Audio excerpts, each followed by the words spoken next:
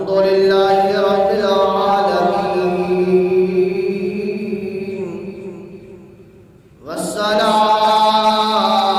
والصلاة والسلام على سيدنا وسندنا ومولانا وملجانا ومأوانا نبينا محمد صلى الله عليه وسلم ورسوله النبي الكريم العظيم الوكيل الحليم الرؤوف الرحيم أما بعد فأعوذ بالله من الشيطان الرجيم بسم الله الرحمن الرحيم قل هو الله أحد الله الصمد لم يلد ولم يولد ولم يكن له كفوا أحد صدق الله العظيم وصدق رسوله النبي الكريم العظيم إن الله وملائكته يصلون على النبي يا أيها الذين آمنوا صلوا عليه وسلموا تسليما اللهم صل وسلم على سيدنا وسندنا ومولانا محمد صلى الله عليه وسلم الصلاة والسلام عليك يا سيدي يا رسول الله الصلاة والسلام عليك يا سيدي يا حبيب الله دیروز درجستان سرا کہ ہم مقبولیان خوشنوا پڑھتی تھی نعت مصطفیٰ بلغ العلا کی کمالی یہ کوریاں بھی ذوق میں ڈال سر اپنا توق میں کرتی تھی چرچا شوق میں کشف تجا بجمالی یہ بلبلیں بھی خوب لے لیتے ہر ایک گل کی بو کرتی تھی چرچا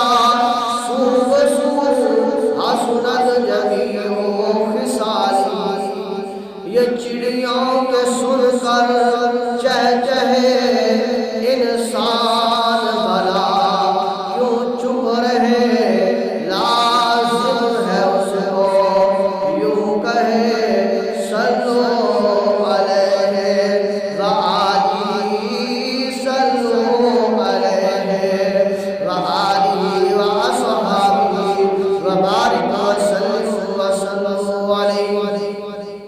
اللہ وحدہ لا شریک له لا احسان ہے کہ جس کریم اللہ نے ہم سب کو پیدا فرمایا ہے تمام حمد و ثنائیں اس کریم اللہ کے لیے ہیں جس کریم اللہ نے ہم سب کو طرح طرح کی نعمتوں سے نوازا ہے لاکھوں کروڑوں انگنت درود و سلام نبی پاک صاحب ملاک صلی اللہ علیہ وآلہ وسلم کی ذات اقدس مبارکہ کے لیے کہ جس ہستی کے لیے کریم اللہ نے ہم سب کو پیدا فرمایا ہے اس کے بعد لاکھوں کروڑوں انگنت سلام ان ہستیوں پر جنہوں نے سب کچھ اللہ اس کے محبوب علیہ الصلوۃ والسلام کے لیے قربان کر دیا دین اسلام کی بلندی کے لیے سب کچھ قربان کر دیا لاکھوں کروڑوں انگنت سلام ہستیوں کے لیے اس کے بعد دعا کرتے ہیں کہ کریم اللہ ہم سب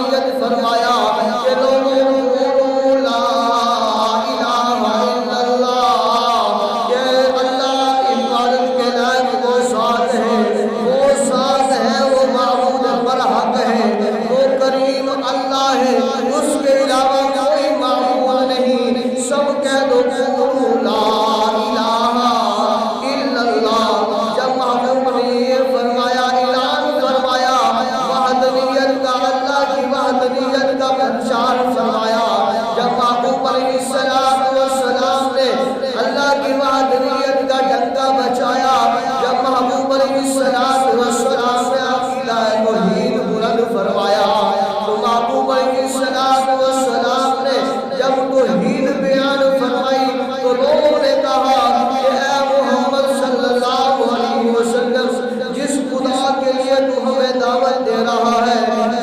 جس خدا کو ماننے کے لیے تو ہمیں کہہ رہا ہے اس خدا کا شجر اصل کو بتانا محبوب علیہ السلام کے رب اقدس پاک پر اللہ رب العزت نے یہ قرآن پاک کی سورت کو نازل فرما دیا اللہ نے فرمایا میرے محبوب قل هو اللہ احد اے محبوب آپ فرما دیجئے اے حبیب فرما دیجئے کہ وہ اللہ ایک ہے اللہ ایک ہے اے محبوب فرما دیجئے کہ اللہ ایک ہے اللہ الصمد جس خدا کے لیے میں تمہیں بلا رہا ہوں جس یکتا کے لیے میں تمہیں بلا رہا ہوں جس معبود کے لیے میں تمہیں بلا رہا ہوں جس رب کے لیے میں تمہیں بلا رہا ہوں جس مالک کے لیے میں تمہیں بلا رہا ہوں جس خالق کے لیے میں تمہیں بلا رہا ہوں وہ سنو اللہ الصمد وہ بے نیاز ہے اللہ بے نیاز ہے اللہ بے نیاز ہے کفار مشرکین نے کہا اے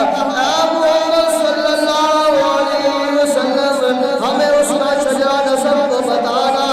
اللہ اکبر اللہ کریم نے اپنے محبوب کے لب اقدس پاک پر جاری فرما دیا لم یلد ولم یولد کہ نہ اس نے کسی کو جنا ہے اور نہ وہ کسی سے جنا گیا ہے اللہ اکبر فرمایا محبوب علیہ السلام نے اے کفار مشرکین پوچھنے والوں اے میرے اللہ کا شجرہ نسب پوچھنے والوں اے میرے اللہ کے بارے میں سوال کرنے والوں سن لو لم یلد ولم یولد نہ میرے خدا سے کوئی جنا گیا ہے نہ میرا خدا کسی سے جنا گیا ہے فرمایا کریم محبوب نے ولم یکن له کفوا احد اور نہ میرے خدا کا کوئی ثانی ہے نہ میرے خدا کا کوئی ہمسفر ہے نہ میرے خدا کا کوئی ہم پلہ ہے نہ میرے خدا کا کوئی ہمسر ہے میرا خدا یکتا ہے وہ وحدہ لا شریک ہے اس کی وحدانیت ہے وہ ہر چیز پر طاقت رکھتا ہے ہر چیز پر قدرت رکھتا ہے ہر چیز کی حکمت اس کے پاس ہے وہ وحدہ لا شریک ہے اس کے علاوہ کوئی خدا نہیں ہے اس کا کوئی بیٹا نہیں ہے اس کا کوئی باپ نہیں ہے وہ باپ ہونے سے پاک ہے بیٹا ہونے سے پاک ہے اس کی کوئی بیٹی نہیں ہے اس کی کوئی ماں نہیں ہے اللہ اکبر فرمایا لم یلد ولم یولد سنو سنو میرے محبوب نے فرمایا سنو سنو اے کفار مشرکین سنو میرا خدا وہ خدا ہے جس سے نہ کوئی جنا گیا ہے نہ وہ کسی سے جنا گیا ہے وہ بے نیاز ہے کہنے سبحان اللہ اللہ اکبر محبوب علیہ السلام انہیں توحید کی دعوت دیتے رہے حق پرچار محبوب علیہ السلام کرتے رہے محبوب علیہ السلام فرماتے رہے کہ لوگوں قولوا لا الہ الا اللہ قولوا لا الہ الا اللہ کہ کہو اللہ وحدہ لا شریک ہے وہ معبود پر حق ہے اس کے علاوہ کوئی معبود نہیں ہے وہی پرستش کے لائق ہے وہی عبادت کے لائق ہے سجدہ کرتا ہے تو فقط اس خدا کی ذات تو فرمایا محبوب علیہ السلام کی زبان اللہ کو اس قدر پسند آتی ہے اس قدر پیاری لگتی ہے اس قدر حسین لگتی ہے کہ کریم اللہ بھی اپنی توحید کا بیان جو ہے وہ اپنے محبوب کی زبان اقدس بارکہ سے کروانا چاہتا ہے فرمایا قل اے محبوب کہہ دیجئے، قل محبوب کہہ دیجئے، قل محبوب آپ فرما دیجئے، قل اے حبیب آپ انہیں بتا دیجئے کہ اللہ احد، کہ اللہ ایک ہے، وہ وحدہ لا شریک ہے۔ اب آپ اس وقار سامنے تو آپ احباب کے یہ سورۃ اخلاص ہے، اور یہ بڑی ہی عظمتوں والی، بڑی ہی رفعتوں والی، بڑی ہی شانوں والی یہ سورت ہے، بڑے ہی پیار والی یہ سورت ہے۔ ایک حدیث پاک میں آتا ہے کہ محبوب علیہ السلام نے فرمایا کہ صحابہ تم قرآن پاک کو ایک تہائی حصہ قرآن پاک کی رات کو تلاوت کر کے سویا کرو، قرآن پاک کی ایک تہائی حصہ تلاوت کر کے سویا کرو۔ عرض کی یا رسول اللہ صلی اللہ علیہ وسلم یہ کیسے کرے؟ 10 سپارے کس طرح تلاوت کرے؟ رات کے تھوڑے سے حصے میں کس قدر 10 سپاروں کی تلاوت ہوگی؟ تو محبوب علیہ السلام نے فرمایا جو بندہ رات کو ایک مرتبہ سورۃ اخلاص پڑھ کے سوتا ہے، میرا خدا اس کو ایک حصہ قرآن پاک کی تلاوت کرنے کا ثواب عطا۔ تو ہے تو یہ اللہ کی وحدانیت کی، ہے تو اللہ کی ربوبیت کی، ہے تو اللہ کی شان و عظمت کا اس میں پرچار۔ اور فرمایا اپنے محبوب کی زبان اقدس سے محبوب آپ انہیں فرما دیجئے کافروں کو کہ قل هو اللہ احد، اے حبیب فرما دیجئے کہ اللہ ایک ہے۔ ایک صحابی رسول آتا ہے، آ کر عرض کرتا ہے یا رسول اللہ صلی اللہ علیہ وسلم یہ سورت جب سے نازل ہوئی ہے نا، جب سے میں نے اس سورت کو سورۃ اخلاص کو قل هو اللہ احد کو اللہ الصمد لم یلد ولم یولد ولم یکن لہ کفوا احد، اس سورت کو جب سے میں نے سنا ہے تو میرے دل میں یہ محبت کی وجہ سے بس گئی ہے، میرا دل چاہتا ہے کہ میں اسے پڑھتا رہوں، پڑھتا رہوں، پڑھتا رہوں، اس سے محبت کرتا رہوں، کرتا رہوں، کرتا رہوں۔ تو سرکار علیہ السلام نے فرمایا اے میرے غلام اگر تجھے سورۃ اخلاص سے، اگر تجھے اس سورت سے اتنا پیار ہو گیا ہے، اتنی محبت ہو گئی ہے تو پھر سن لے یہ تجھے محبت سورۃ اخلاص سے کرنے کی، یہ تجھے جو ہے وہ جنت میں لے جائے گی۔ ترمذی شریف کی یہ حدیث پاک ہے، فرمایا یہ محبت جو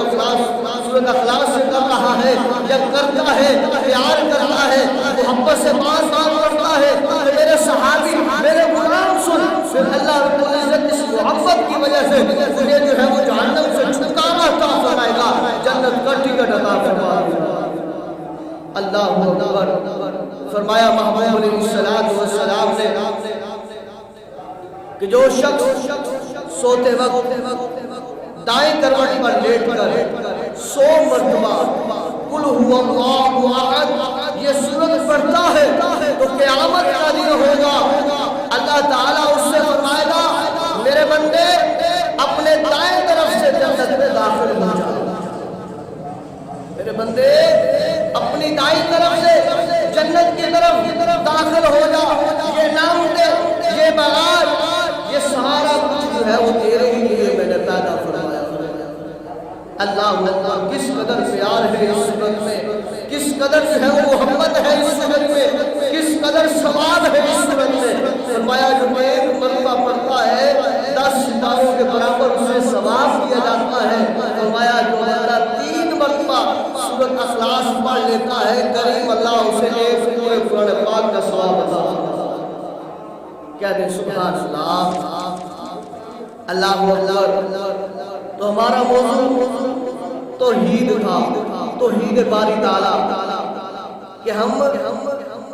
اہل سنت والجماعت والے لوگ الحمدللہ ثم الحمدللہ توحید باری تعالیٰ بھی بیان کرنے والے، سیرت رسول صلی اللہ علیہ وسلم بھی بیان کرنے والے، معجزات رسول بھی بیان کرنے والے، اور کرامات صحابہ، کرامات اہل بیت، کرامات اولیاء الصحاب بھی ہم بیان کرنے والے۔ ہم تو اللہ سے بھی محبت کرنے والے، اس کے رسولوں سے بھی محبت کرنے والے، اس کے رسولوں کے پیاروں سے بھی محبت کرنے तमाम ज़िम्मेदार अकीदा तौहीद याद रख लीजिए कि अल्लाह वहदहू ला शरीक जो है उसका कोई शरीक नहीं है, ना खुदा होने में और ना उसकी अपने जो है वो हकीकी इल्म होने में और ना उसमें कोई सफात होने में कोई उसका शरीक है, बल्कि हकीकी तौर तमाम सफातों का मालिक जो है वो मेरा खुदा है, वो मेरा खुदा है। तमाम ताकतों का मालिक जो है हकीकी तौर पर वो मेरा खुदा है। जो दुनिया वालों को बेटे देने वाला मेरा खुदा है, बेटियां देने वाला मेरा खुदा है, ये फलों को लगाने वाला दरख्तों के ऊपर मेरा खुदा है, ये सब्जियां उगाने वाला मेरा खुदा है, ये जिंदगियां देने वाला मेरा खुदा है। अल्लाहु अकबर। और क्या हर चीज का मालिक और खालिक मेरा खुदा है, हकीकी ताकत का मालिक मेरा खुदा है। अगर आज कोई बली बेटा देता है तो वो दरअसल खुदा अता करता है, वो जो वली है वो जो दे रहा है वो हकीकी अपनी ताकत से नहीं दे रहा, बल्कि अल्लाह की अताई ताकत से दे रहा है। उसे अल्लाह ने अता की है ताकत, अल्लाह की अता से दे रहा है। जो अल्लाह की अता से दे रहा है दरअसल खुदा की तरफ से दे रहा है। हकीकत माने में हर चीज का खालिक और मालिक मेरा खुदा, हर चीज को पैदा करने वाला मेरा खुदा है। अगर कोई कहे कि ये मेरे पीर साहब ने मुझे ये अता फरमाया है तो ये बात उसके पीर साहब वाली जो आनी है वो हकीकी तौर पर नहीं है, वो अताई तौर पर है। उसने अल्लाह की बारगाह से मांग कर दिया है, वो मांगता है उस खुदा की जात की, उसकी ज़ात की जात की मांग बारगाह का वो मांगता है और उसी से मालिक लम्जल से उसने लेकर मांग कर गिड़गिड़ा कर दुआएं अर्ज़ो बला कर के जो है वो मांग कर अता फरमाया है। तो लिहाजा हकीकी मालिक और खालिक कौन है? मेरा खुदा है, वो वहदहू ला शरीक है। इसलिए महबूब अलैहिस्सलातु वस्सलाम ने कुफारीन मुशरिकीन ने मक्का को बताया कि सारी कायनात का खालिक और मालिक सिर्फ और सिर्फ एक खुदा है। ईसाई कहने लगे कि खुदा ताला यानी कि रब ताला भी खुदा है और हज़रत ईसा अलैहिस्सलाम भी खुदा है और हज़रत मरियम अलैहिस्सलाम भी खुदा है। अल्लाहु अकबर। इन्होंने तीन कहा तो मेरे खुदा ने उसकी नफी फरमाई। और इसी तरह एक और मजूसी जो है उन तबकों ने कहा कि खुदा ताला दो है, एक खैर का खालिक है, एक शर का खालिक है। अल्लाहु अकबर। उनका अकीदा भी ये बातिल रहा। अल्लाहु अकबर। किसी ने अपने हाथों से बुतों को तराश कर, पत्थरों को तराश कर खुदा बना लिया, तो किसी ने सूरज चांद को खुदा बना लिया, किसी ने जानवरों को खुदा बना लिया, तो किसी ने आग को खुदा बना लिया। तो यहूदी उठे, उन्होंने हज़रत उज़ैर अलैहिस्सलाम को माअज़ल्लाह खुदा का बेटा बना लिया। अल्लाहु अकबर। अल्लाह ने कुरान पाक में अपने महबूब अलैहिस्सलाम से फरमाया, महबूब आप इन्हें फरमा दीजिए व इलाहुकुम इलाहुन वाहिद ला इलाहा इल्ला हुवल रहमानुर रहीम, कि तुम्हारा माबूद एक है, उसके सिवा कोई माबूद नहीं मगर वही बड़ी रहमत वाला और मेहरबान है। खुदा ताला कितने हैं? एक है। खुदा ताला कितने हैं? सब कहते हैं एक है। खुदा ताला एक है। जिनका अकीदा तीन है वो काफिर, जिनका अकीदा दो है वो काफिर, जिनका अकीदा अपने हाथों से जिन्होंने बुतों को तराश कर खुदा बना लिया वो काफिर, जिन्होंने सूरज को खुदा बना लिया वो काफिर, जिन्होंने चांद को खुदा बनाया, सितारों को खुदा बनाया वो काफिर, जिन्होंने एक वहदहू ला शरीक पर ईमान रखा वही हकीकी मोमिन है। وہی حقیقی مومن ہے۔ تو بھائیوں دوستوں، ہر دور میں فتنے جو ہے وہ پیدا ہوتے ہیں، لوگ آتے ہیں، تو اس میں کچھ لوگ ایسے بھی ہوتے ہیں جو معاذ اللہ خدا تعالیٰ کا بھی انکاری کا ہو جاتے ہیں۔ اکثر لوگ زیادہ پڑھے لکھے جو ہے وہ دوسری طرف چلے جاتے ہیں، جو فلسفی ہوتے ہیں، منطقی ذہن رکھنے والے، فلسفی ذہن رکھنے والے، وہ کہتے ہیں کہ خدا ہے تو دکھائی کیوں نہیں دیتا؟ خدا ہے تو پھر نظر کیوں نہیں آتا؟ خدا ہے تو یہ کیوں نہیں ہوتا، وہ کیوں نہیں ہوتا؟ فلسفی ہوتے ہیں، وہ کہتے ہیں ہمیں اس مطابق سمجھایا جائے۔ تو حقائق میں ملتا ہے ایک فلسفی ذہن رکھنے والا، ایک فلسفی ماہر، منطقی ذہن رکھنے والا شخص ایک بوڑھی عورت کے پاس بیٹھا ہے، پوچھتا ہے اماں بیٹھ کے اللہ اللہ کرتی ہے، بڑی عبادت کرتی ہے، رب تعالیٰ پکارتی ہے، کیا خدا ہے؟ خدا ہونے کی کوئی دلیل ہے؟ اگر خدا ہونے کی کوئی دلیل ہے تو مجھے بتا۔ تو وہ مائی صاحبہ کہتی ہے چرخہ کاٹ رہی تھی یا ریڑھ کا رڑک رہی تھی، اس نے کہا خدا ہونے کی دلیل یہی میرا چرخہ ہے۔ کہا وہ کیسے خدا ہونے کی دلیل یہی چرخہ ہے یا یہی جو ہے مٹکا ہے یا یہی گھڑا ہے یا یہی جو ہے وہ ریڑھکا ہے، کیسے؟ بھائی صاحب کہتی ہے وہ ایسے یہ پڑا ہے نا، اگر میں اس کے پاس نہ جاؤں، اسے نہ چلاؤں تو یہ چلتا نہیں ہے۔ تو گویا پتہ یہ چلا کہ کوئی جو ہے نظام دنیا کا چلا رہا ہے تو وہی تو خدا ہے، کوئی تو ہے جو یہ نظام چلا رہا ہے، وہی تو خدا ہے۔ کہا اچھا تو یہ بات تو سمجھ آ گئی، تو یہ بتا خدا ایک ہے، دو ہے، تین ہے، چار ہے، پانچ ہے؟ اس نے مائی نے کہا، بڑھیا نے کہا کہ اس کی دلیل میرا یہی چرخا یا یہی میرا ریڑھکا ہے۔ کہا وہ کیسے؟ کہا وہ اس طرح، اگر اسے جو ہے تین چلاتی ہے تو یہ نہیں چلے گا، اگر اسے دو چلاتی ہے،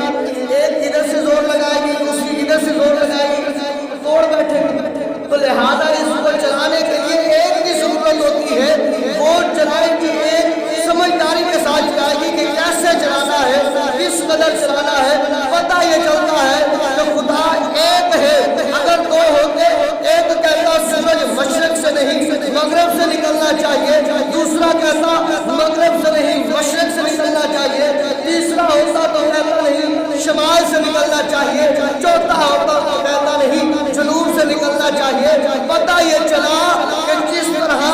اس کو چلانے کے لیے ایک کی ضرورت ہے، اس نظام کو چلانے کے لیے ایک کی ضرورت ہے، وہ ایک ہی خدا ہے،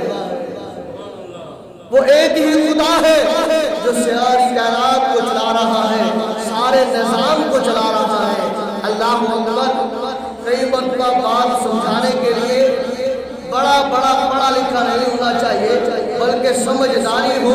تو ان پڑھ بھی جو ہے وہ بڑا جو ہے وہ مسئلہ حل کر جاتا ہے۔ اسی طرح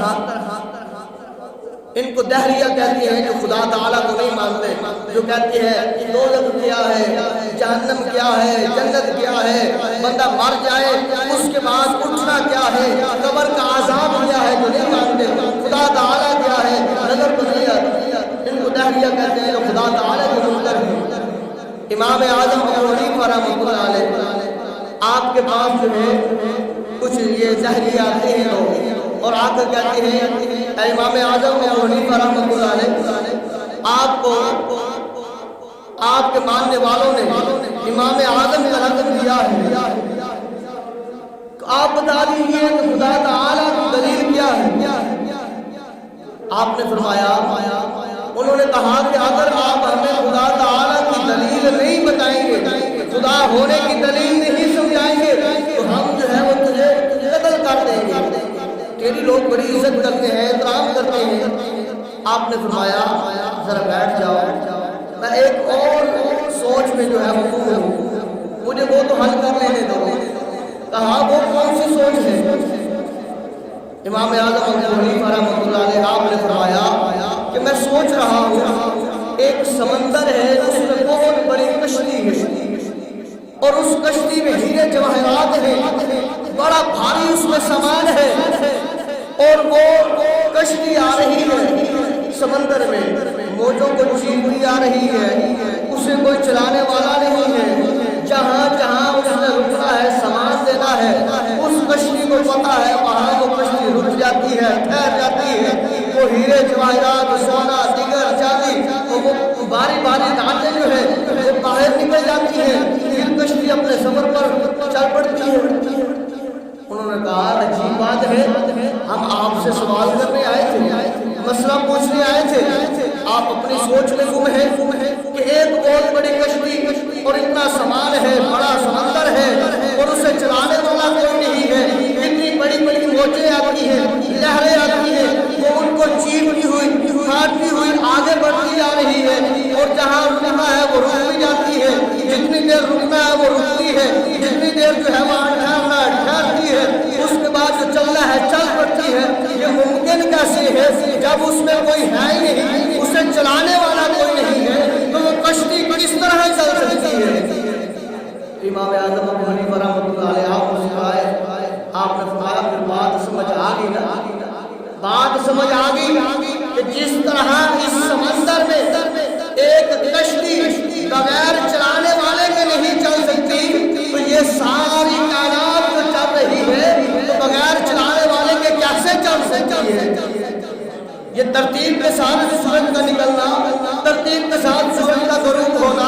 وقت پر دن کا نکلنا، وقت پر غروب ہونا، رات کا آنا، دن کا آنا، مہینوں کا گزر جانا، منٹوں کا، سیکنڈوں کا، گھنٹوں کا چلے جانا، صدیوں کا گزر جانا، یہ بھی تو کوئی ہے نا جو اسے چلا رہا ہے، وہی تو خدا ہے۔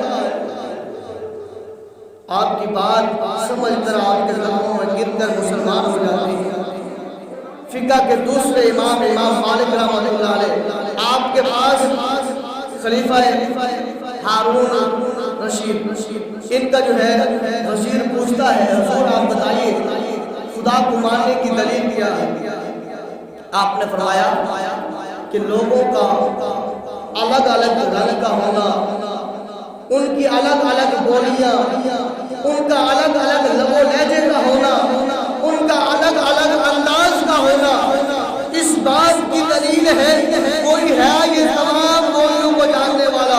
کوئی ہے یہ تمام جو ہے وہ رنگوں کا جاننے والا، کوئی ہے ان تمام چیزوں کا علم رکھنے والا، وہی وہ خدا ہے جو ہر طرح کی بولی کو جانتا بھی ہے، پہچانتا بھی ہے کہ یہ کہہ رہا ہے، اور اس کی منت سے پوری بھی فرماتا ہے، تو وہی تو خدا ہے۔ تو خدا ہونے کی دلیل آپ رحمۃ اللہ علیہ نے ایسے عطا فرمائی۔ فقہ کے تیسرے امام شافعی رحمۃ اللہ علیہ، جب آپ سے پوچھا جاتا ہے حضور آپ بتائیے کہ خدا ہونے کی دلیل کیا ہے، آپ کے سامنے ایک شمشاد کا درخت کھڑا تھا، تو پھر ایسے علم والے ہوتے ہیں تو پھر وہ جو سامنے چیز ہوتی ہے وہ اس پر ہی سمجھا دیتے ہیں۔ آپ کے سامنے شمشاد کا درخت ہے، آپ نے فرمایا خدا ہونے کی دلیل یہی شمشاد کا درخت ہے۔ حضور کیسے یہ شمشاد کا درخت ہے، کیسے یہ خدا ہونے کی دلیل ہے؟ آپ نے فرمایا یہ شمشاد کا درخت ہے، اس کے پتے ہیں حضور اسی طرح، پتوں کا ذائقہ ایک جیسا ہے، جی حضور بالکل اسی طرح۔ آپ نے فرمایا پھر جب ان کے اوپر ریشم کا کیڑا بیٹھتا ہے،